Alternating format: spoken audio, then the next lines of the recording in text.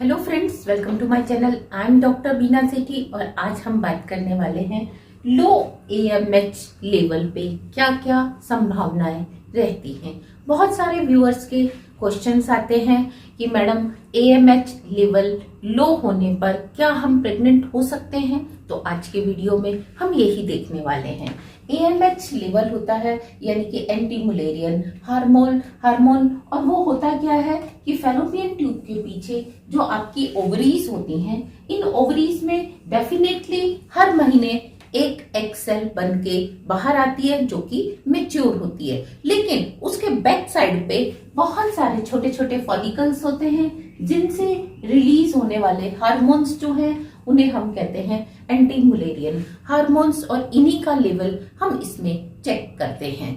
और जब कोई भी लड़की पैदा होती है तो गॉड उसको उसी समय एक फिक्स नंबर ऑफ सेल्स दे देते हैं, फिक्स नंबर ऑफ फॉलिकल्स दे देते हैं जो कि पूरी लाइफ में ना तो किसी भी तरीके से कम किए जा सकते हैं ना बढ़ाए जा सकते हैं। लेकिन अगर कोई सर्जरी हुई है या कोई कीमोथेरेपी हुई है तो उसका जरूर नेगेटिव इफेक्ट पड़ सकता है। अगर ओवरीज की सर्जरी हुई है, ओवरीज के कुछ पार्ट को हटा दिया गया है उसके शरीर में से, तो डेफिनेटली जो वहां पे प्रेजेंट सेल्स थी, फॉलिकल्स थे, वो हट जाते हैं। अदरवाइज नॉर्मल वे में इसको कम करना और बढ़ाना दोनों ही मुश्किल होते हैं। जैसे जैसे आपकी उम्र बढ़ती है वैसे वैसे इनका जो पीछे बचने वाला रिजर्वायर है, जो रिजर्व में पड़े हुए अंडे हैं, स्टॉक में पड़े हुए, वो कम होते जाते हैं, जिससे उनसे रिलीज होने वाला हार्मोन एएमएच भी कम हो जाता है। तो इनडायरेक्टली हम कह सकते हैं कि एएमएच को देखकर, उसके लेवल को देख के हम पता लगा सकते हैं कि बाकी कितने अंडे बचे हुए हैं और अच्छी क्वालिटी के अंडे बचे हुए हैं या नहीं। तो एक रूटीन में हम देखते हैं कि 2 से लेके 4, कभी कभी हम इसको 6 या 8 भी कंसीडर कर लेते हैं कि 2 से 6-8 तक इसका लेवल है तो इट मीन्स वो आपका नॉर्मल लेवल है। लेकिन जब इसका लेवल 2 से कम आने लगता है, 1.5, 1 आ जाता है, तो हम कहते हैं कि ये लो या नॉर्मल है, यानी कि आप थोड़े से बाकी सारे पैरामीटर्स ठीक है तो आप थोड़े से एफर्ट्स करके प्रेग्नेंट हो सकते हैं। लेकिन अगर इसका लेवल 0.5 से, जैसे कि आज का हमारा वीडियो का टॉपिक है कि अगर एएमएच लेवल 0.5 से भी कम है तो क्या हम प्रेग्नेंट हो सकते हैं खुद के ही अंडों से? तो इसका आंसर हम देंगे यस, आप हो सकते हैं। लेकिन आपको ध्यान देना होगा कि जो अंडे हैं वो एकदम खत्म नहीं हुए हैं, वो कम हो गए हैं। तो आप जल्दी से जल्दी अपना प्लान करिए। अब आप इसको और डिले मत करिए क्योंकि एवरी मंथ आपके अंडों की संख्या कम होती जा रही है। और दूसरा, आपको जो और हार्मोन्स का लेवल है एफएसएच, एलएच, इसको मेंटेन करने की जरूरत है, अच्छे सप्लीमेंट्स लेने की जरूरत है और आप कर सकते हैं। दूसरा, क्या आपको आईवीएफ के लिए जाना चाहिए या आपको नेचुरली अपना प्लान करना चाहिए? It depends on your choice and your economical conditions. कैसे कि अगर आप आईवीएफ में जाते हैं तो उस केस में क्या करते हैं, वो उसी मंथ में, जिस मंथ में आप प्लान कर रहे हैं, वो आपको डबल स्टिमुलेशन देकर और आपके एग्स को जो पीछे बचे हुए हैं उसमें से ज्यादा नंबर ऑफ एग्स को अच्छे से मेच्योर होने देते हैं और उसमें से मेच्योर्ड एग को लेकर वो उसमें से 4-5 मेच्योर्ड एग को बाहर ले लेते हैं और उनका फिर गुड क्वालिटी के सीमन से, यानी कि आपके हस्बैंड के सीमन को भी वो फिल्ट्रेशन करके, स्कीमिंग करके और उसमें से अच्छी क्वालिटी के स्पर्म्स को लेकर उनके साथ फ्यूज करा के एम्ब्रियो बना लेते हैं। तो जो उन्होंने 4-5 लिए, जरूरी नहीं कि वो 4-5 अंडे अच्छे हो, उसमें से कुछ अंडे खाली भी निकलते हैं। तो इसीलिए वो 1 से ज्यादा अंडे आपके शरीर से इंजेक्शन के थ्रू बाहर निकालते हैं, सक्शन कर लेते हैं उनका। तो जब आप आईवीएफ की तरफ जाते हैं तो आपके सक्सेसफुल होने की जो चांस है वो 10 to 15% रहते हैं, यानी कि पहले ही अटेम्प्ट में आपको प्रेगनेंसी हो जाए इसके चांसेस 10 to 15% होते हैं।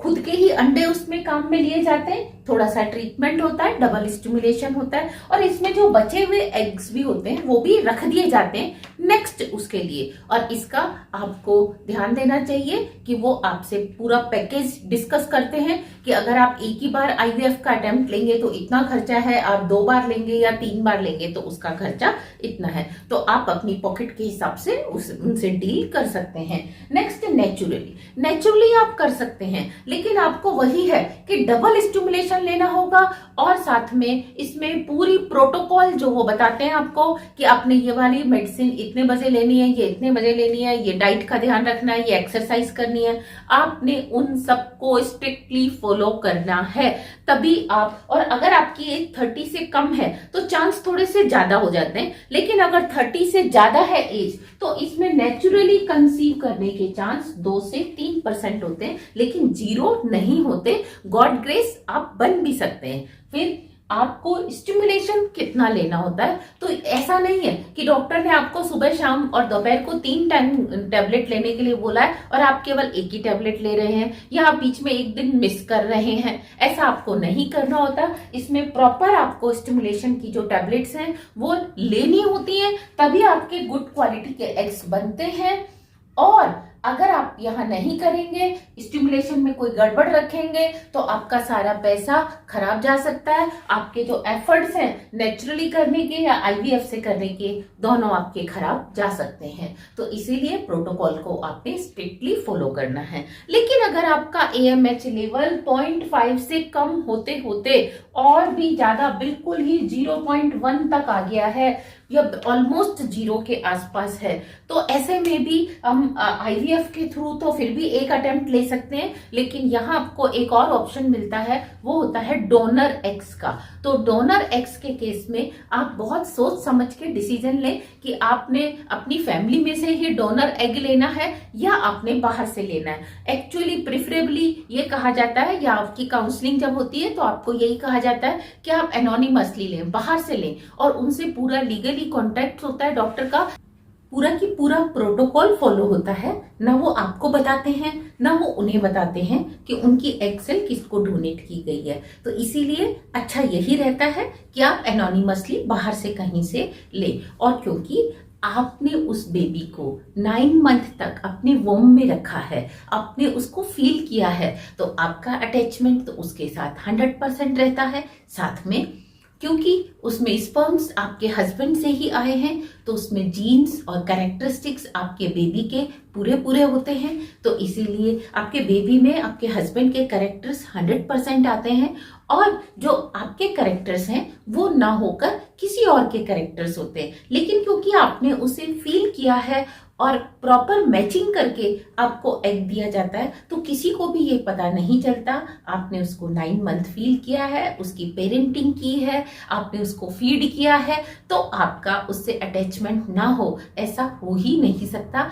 आज तक की लाइफ में ऐसा कोई केस नहीं आया जहां मदर को डोनर एग से उसने कंसीव किया हो और उसको वो बेबी से अटैचमेंट ना हुआ हो। तो इसीलिए अगर आपकी जो एग का AMH लेवल है वो 0.1 या इसके आसपास है, तो डेफिनेटली आपके बहुत कम चांसेस हैं। तो आप जल्दी से जल्दी डिसीजन लीजिए, वाइजली लीजिए, इकोनॉमिकली आप देखिए कि आपको किस में फायदा है। अगर आपके पास कोई ऑप्शन नहीं है तो बेटर है कि आप डोनर एग सेल से कंसीव करिए, और मैं चाहूंगी कि आपको भगवान जरूर एक baby they. Happy pregnancy, all the very best.